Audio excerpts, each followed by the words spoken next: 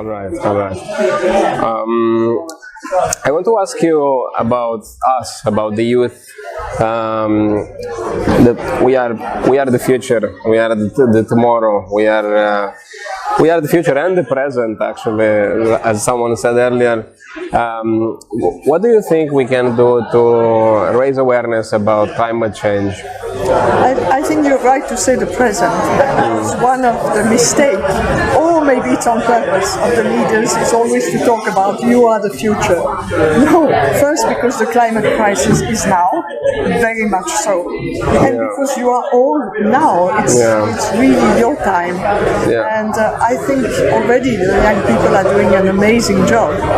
Not only protesting in the streets, which has raised awareness among the whole world, but also trying really to talk to the leaders, truth to power. They are not afraid, and I think that's fantastic what you do. So what you can continue to do is exactly that: push our leader, push our the enterprises, the businesses to understand that it is your time and you want action, not words, but action. Really. So we need to make as much pressure as possible on the people on power. We have to go bottom up and to show them that what we want, and that they have to do what we want them to do. We are all electing the leaders, and they have to respect what the citizens say and want. And I think all the surveys show that people are very conscious about the seriousness of the crisis, and they want action. So, yes, please continue and raise your voices. Yes. We've heard that you are an activist. You told us you are an activist, and we've heard that you got arrested at a climate protest. Do you want to tell us a bit more about that? So it was with the Extinction Rebellion movement in London in 2019, and when thousands of citizens took the streets and just blocked the street of London to say that this is a real crisis, not only climate crisis but also biodiversity, ecological crisis. And so we were all on Trafalgar Square, sitting on the road, so the traffic was stopped, just to raise that awareness among the people. The police came and said we had 2 minutes to stand up, otherwise we would be arrested. So we had the choice. And for many, I have to say, I could see it was very difficult, because it's a step when you start to think, I will be arrested, I'm doing something against the law. But I'm privileged. I knew that I was not going to lose a job if I was arrested. It's not the case of everybody, and I could see some people taking the courageous action to say, I want to be arrested, that's my belief. So, really courageous. And for myself, I wanted to, because maybe my name would come up in the newspaper, which happened. So, I could show that I supported the movement and that it's really a crisis. Wow, wow. We need more princesses like you in the world.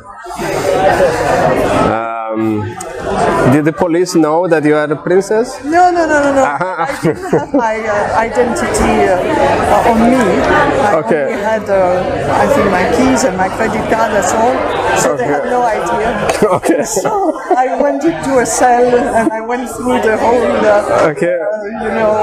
fingerprints and everything.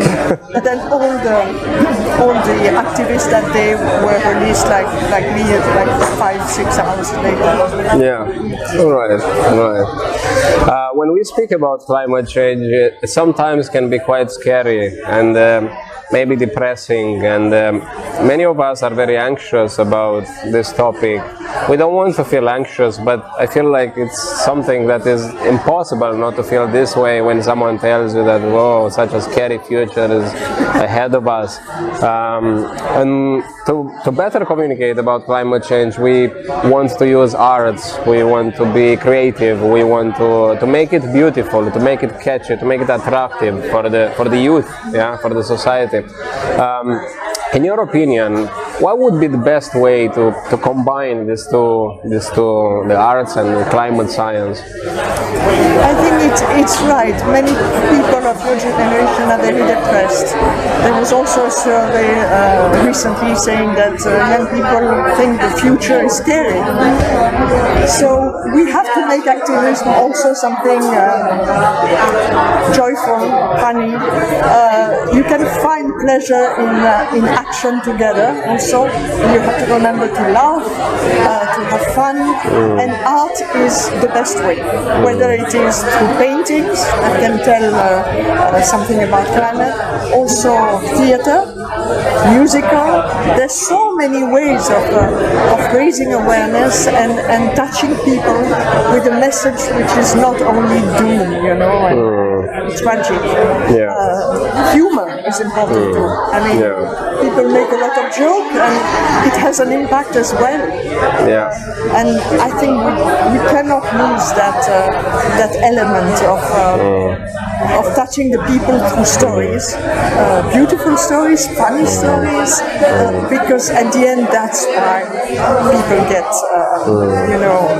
really involved. Because if you tell them all the time, it's finished, the climate will destroy us, everything is lost, well, they will say, what can I do?